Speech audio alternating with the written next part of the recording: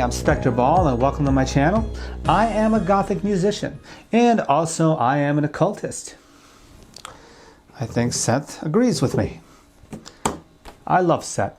Anyway, so in this video we will be talking about Goetic invocation and my method of Goetic invocation. Also, we hit the 1K mark. Thank you so much to everybody who liked, shared, and subscribed to my channel. And if you watch my channel and haven't subscribed, consider subscribing and click on that notification bell and click on that subscribe button. If you want to dig deeper into supporting the channel, consider purchasing Ancient Serpents or sharing it on Spotify so that everything from Bandcamp and Spotify will go back into the channel, and I will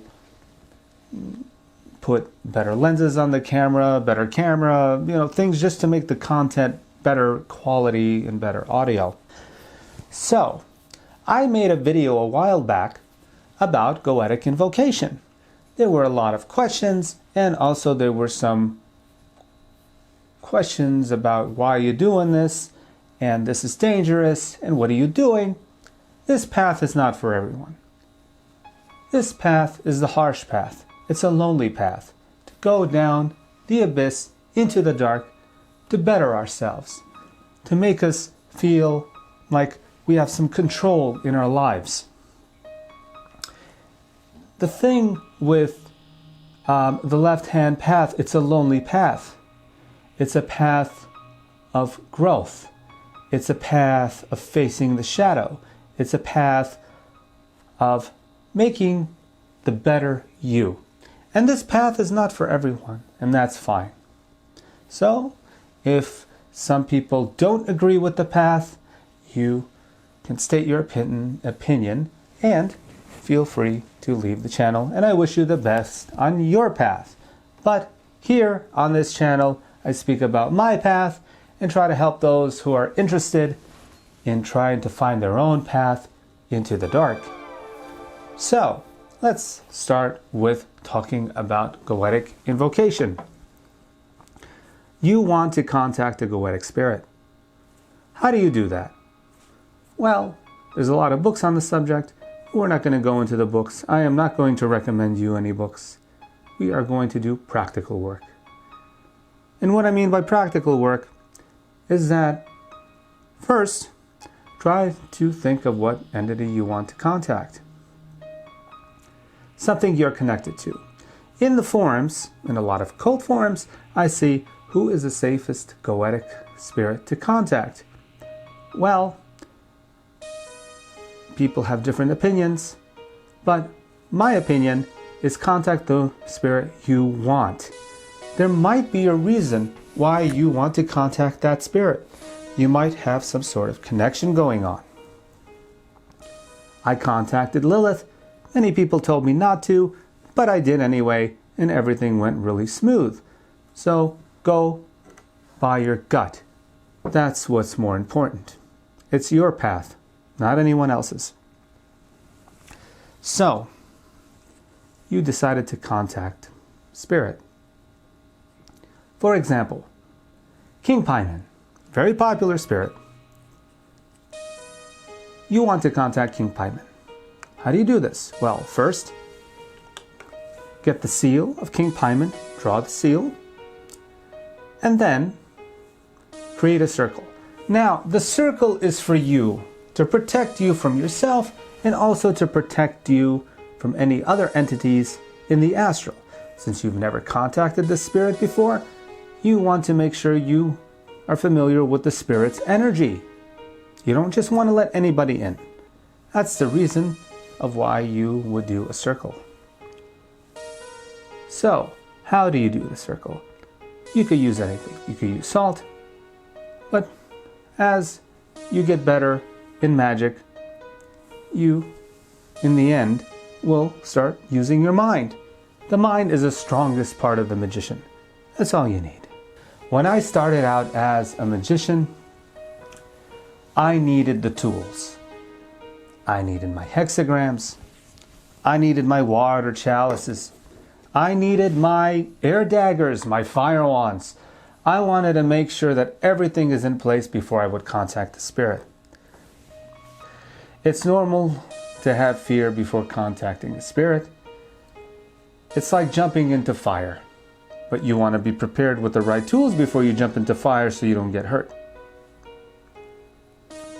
So, I would take the tools, and without the tools, I would not contact the spirit. I would need all the tools. I would need the right candles. I would really dive deep into the books thinking, is this the time of day? Should I contact the spirit? Now, if I don't contact the spirit in this time of day, will it work or will it not work? Well, from my experience, the strongest part of the magician is the mind. So, what do? You create a circle with your mind to protect yourself. You would get the seal of the spirit. You would put the image of the seal in your mind and call the name of the spirit. Now, when I mean about protecting yourself when you put the circle around you, things are in the astral. You might create an egregore, a thought form, an image of how you think the spirit should look, or how it should react, or how it should talk. And that thought form gets formed in the astral. So what you're really seeing is the thought form you created, not the real spirit. How do you deal with this? And it happens to a lot of magicians, and it happens to me, and it still does, especially if I've never contacted the specific demon before, spirit, and I want to make sure that I contacted the right spirit. In the past, I used to take this hexagram, and I used to ask the spirit to touch the hexagram to make sure that it is that spirit. It would touch it, and I would know that it is that spirit. But as time went on, I learned another method. My method that I would like to share with you, and hopefully it will work for you, and if it doesn't, there are many methods. Remember, books about magic are written from the magician's point of view, their experiences and their knowledge.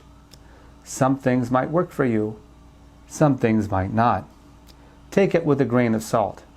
The strongest part of the magician is the mind. So, what I would do is, let's say I called King Paimon. King Paimon pops into my head. I'm King Paimon. How do I know it's King Paimon? Well, the first thing I would do is I would try to erase the image from my mind. I would just try to make it disappear. Does it disappear? It does. If it disappears, it's not King Paimon. If it keeps reappearing in your mind, it's the spirit that you called. And the more you talk to the spirit, the more you will know its energy, and then when you call it again, you will not need the circle. That's the reason why the circle is laid out. I am not a big fan of Solomonic magic about trapping the spirit in the triangle.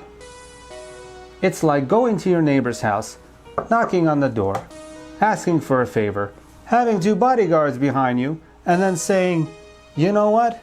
If you don't do this for me, these guys are going to kick your butt. That's not going to turn out well. And how do you think the spirit feels? When you contact the spirit, what do you ask it? If I am new to this and I have never talked to the spirit before, this is what I would do. I would ask it, how are you? You see, even the dogs agree. How are you? How do you like living in this environment?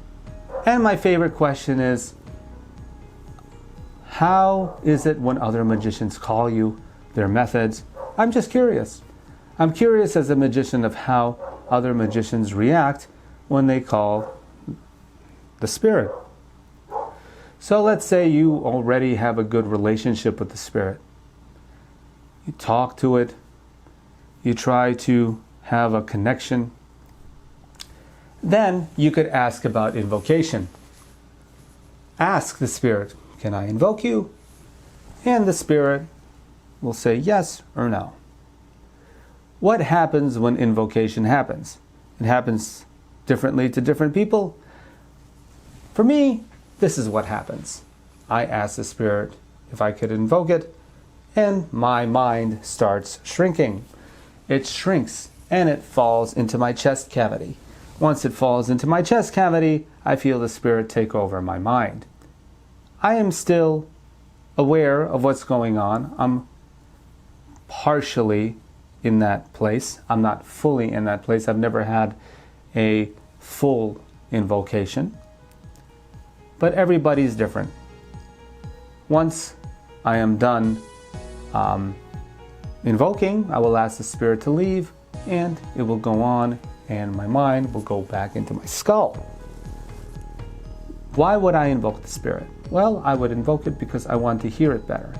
Sometimes, as a lot of magicians know, when you are talking to the spirit, you want to make sure that it's the spirit talking, because some of your thoughts could also get involved. And then you start trying to figure out what's you and what's the spirit. You always want to question everything that you're doing in magic to make sure that it's that energy talking and not you. Anyway, I hope this video was helpful. If you have any questions, please put it in the comments section. And I will see you in the next video.